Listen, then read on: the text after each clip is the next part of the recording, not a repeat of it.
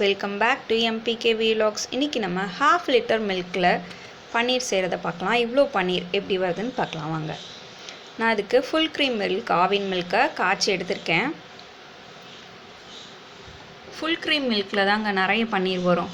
வேறு மில்க்லாம் எடுக்கும்போது அவ்வளோவா வராது. ஒரு ஃபுல் லெமனை ஜூஸ் போட்டு எடுத்துக்கலாம். காய்ச்சி ஆஃப் பண்ண உடனே இந்த லெமன் ஜூஸை இந்த பாலில் விட்டுக்கலாம். சீட்ஸ்லாம் எடுத்துட்டு விட்டுருங்க. ஒரு ஸ்பூன் வச்சு நல்லா கலந்து விட்டுக்கலாம். ஒரு 2 நிமிஷத்தில் நல்லா பால் திரண்டு வந்துடும்.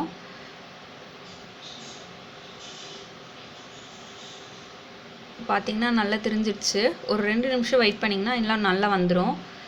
அதுக்கப்புறம் ஒரு வடிகட்டி எடுத்திருக்கேன். நான் கீழே ஒரு பாத்திரம் இருக்குது. ஸோ இதில் தண்ணி தனியாகவும் இந்த மில்க் தனியாகவும் எடுத்துக்கிறேன்.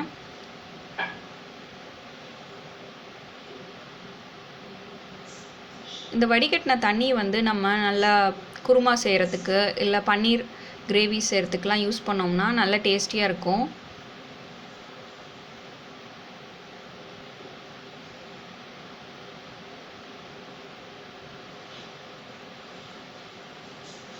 அப்படியே 2 நிமிஷம் வடிகட்டிலே விட்டுடுங்க.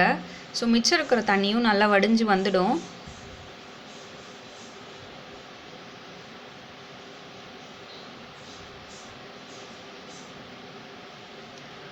நான் ஒரு பழைய வேஷ்டி எடுத்திருக்கேன். கீழே ஒரு தட்டு வச்சுருக்கேன்.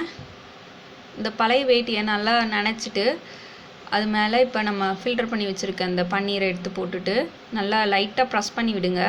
என்ன ஷேப் வேணுமோ அதுக்கு தகுந்த மாதிரி ப்ரெஸ் பண்ணிக்கோங்க. நீங்கள் அதை இந்த மாதிரி எல்லா சைட்ஸும் கவர் பண்ணி எடுத்துக்கலாம். மேலே ஒரு தட்டு வச்சுட்டு வெயிட் வச்சுடுங்க. மோஸ்ட்லி ½ அன் ஹவர்லேயே செட் ஆகிடும். நான் ஒரு 1 ஹவர் வச்சுருக்கேன். அதுக்கப்புறம் ஓப்பன் பண்ணி பார்க்கலாம். இப்போ 1 ஹவர் ஆகிடுச்சு.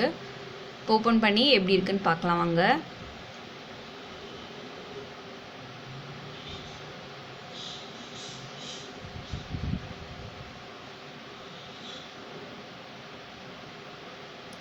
நல்லாவே செட் ஆகிடுச்சு. பார்த்திங்களா எவ்வளோ ஃப்ரெஷ்ஷான சூப்பர்பான பன்னீர் கிடச்சிருக்கு. நமக்கு ஒரு 50 கிராம் அளவுக்கு பன்னீர் கிடச்சிருக்கு. ½ லிட்டர் மில்கில் 50 கிராம் ஆஃப் பன்னீர். நீங்களும் ட்ரை பண்ணி பாருங்கள்.